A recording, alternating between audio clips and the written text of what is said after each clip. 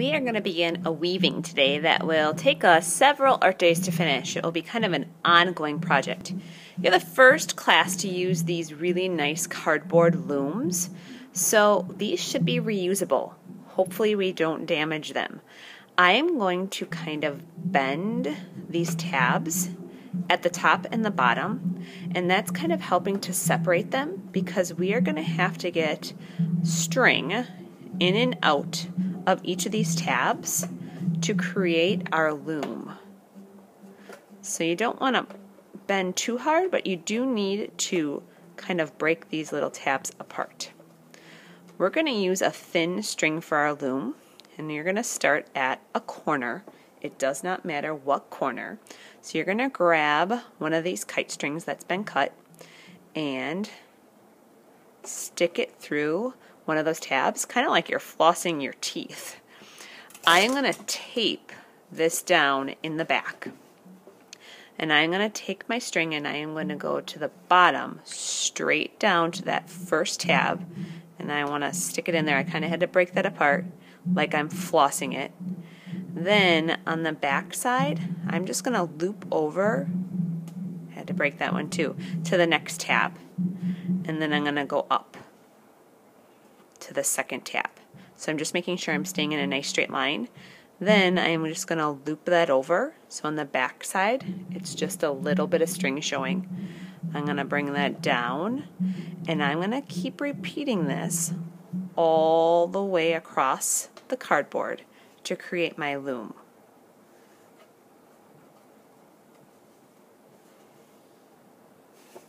Every time I'm making sure that's getting stuck into that cardboard tab really well so it doesn't come out. I just got to the last tab, and I'm just making sure that I didn't miss any, and I'm making sure my strings are fairly tight. There's not any loops in the back. Then I'm going to take that tail and I'm going to tape it to the back side. If you have quite a bit of string left, you can cut that extra tail off.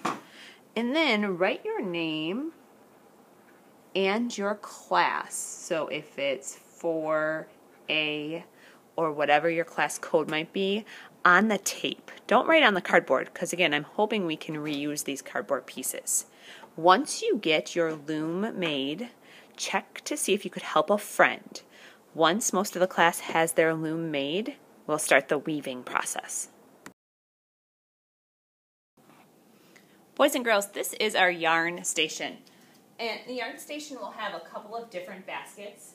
The black basket is only coming out of one side, where the circle baskets you might have to pull or twist, or you can even use the other side of the station to get yarn from. So most of our projects will start with an arm's length of yarn. So I want to show you what that looks like. An arm's length is when you stretch your arms, both arms, all the way out. So if I'm going to use yellow, I am pulling gently just from where this yellow is coming out of the basket, and I'm pulling, pulling, pulling, pulling with it pinched on this far hand, and I'm pulling so that my arms are stretched all the way, and I'm going to cut the yarn close to the basket, not right by it, but I want to leave just a little tail. If we have really long tails coming from the baskets, we're probably going to get a lot of tangles. Some kids pick colors and then decide they don't want to use it. So if that happens to you, please bring the yarn string that you're not using back to the station. As you can see, I have quite a collection started. So if you want to shop for yarn here first, these pieces are all an arm's length, and you could use any of these colors first. Please be respectful of this station and take care of it because a lot of kids have to use it. Once you have your arm's length of yarn, you're going to bring it to your table spot with your needle, and we are going to have to put our yarn through the eye of the needle. So if you can remember, there are a couple of ways to do that. With yarn, you can try to take that little tail, squeeze it, and kind of move the needle back and forth, and some of the yarn should come through that you can pull. I am pulling just a little tail. If that doesn't work for you, you can try to loop your yarn. So when you loop it, you want to get a tiny little loop, and maybe even twist it to get it skinnier, and do the same thing, back and forth with your needle. When you make the loop, your yarn will not unravel, and then I'm going to pull till I have that tail through. There is a third way of creating an easy way to get your yarn on your needle. So if this still isn't working, Mrs. Cleary will have some tiny little pieces of paper. It actually looks like a gum wrapper. Might even be skinnier than this, about that big. I am going to wrap my needle in that yarn, just that little tail, and that paper, the folded crease, will go through the eye of the needle, and if you pinch your yarn and pull it through, it's in there. Pretty cool. At this point, to make your weaving easier, we're going to knot the yarn on the needle.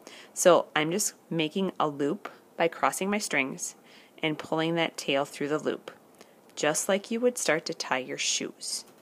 One knot is probably enough. If you're somebody who likes to be extra careful, you can just do that same process again and make a double knot.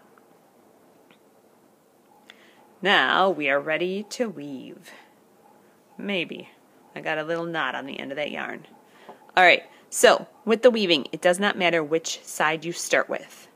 So I'm going to start on the right side. You can also start on the left. I'm going towards the top. My needle is going to do my work. My needle is going under and then on top of the second one. Under and on top. Under and on top. Under, and my needle is not long enough to do that all the way across without pulling it through a little bit. So I didn't pull all the way yet. I'm going to wait to pull all the way. I just pulled enough to get my needle back out. So right there I was under the string.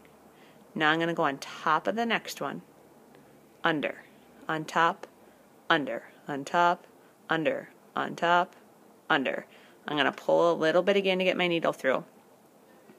I was under, on top, under, on top, under, on top, under, all the way to the end. Whoop, on top, under. Now, once I've gotten all the way across that row, I'm going to pull that yarn until I have a tiny tail left on the side. With that first weaving, I am going to slide it towards the top. It doesn't have to be all the way up. You want to leave a little bit of space right here so that when we take these off the cardboard at the very end, we have some space to do that. Now, I made a mistake when I was starting to practice this. So important that you look at how you ended this last row. Hopefully that focuses. If you can see, my yellow yarn is under the string. My next row I want to start it on top, then under, on top, under. You want to make sure that second row is opposite. I'm going to pull this a little bit, get my needle through. And you can see that I'm underneath right there. So on top, under. As I keep going, I'm just doing under over, which you have done with paper a lot. I was under, so I'm going to go on top. You just want to make sure that every row or every other row is opposite. So if I pull this yarn, because I'm at the end, pull it through,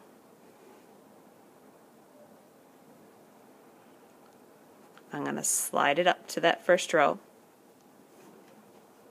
And I want to make sure it's not super tight. I don't want to make that last row bend in. Do you see how it was like pulling in? I want it to just keep my strings nice and straight. And every other row is opposite. When you look at that white string, I cannot see it here, and then I see it on top here. I ended on top, so my next row is going to start under. I'm going to keep weaving. I have another project I've started here, and I am just running out of red string. So I wanted to show you what happens when you run out of red string, or run out of the color you're using. When I get to the end of this row, and I pull it and slide it up nice and close, there's no way I'm going to get another row. So I am just going to cut that off and leave a tail. And then I'm going to take my little scrappy yarn off of here and throw it in the garbage. Nobody can use that little tail. When I start my second color or my second row, I'm going to do the same process, trying to get my yarn ready for you, where I put the yarn on the needle, whatever way works best for you. Ooh, that one's not getting on there. I'm going to knot it onto the needle.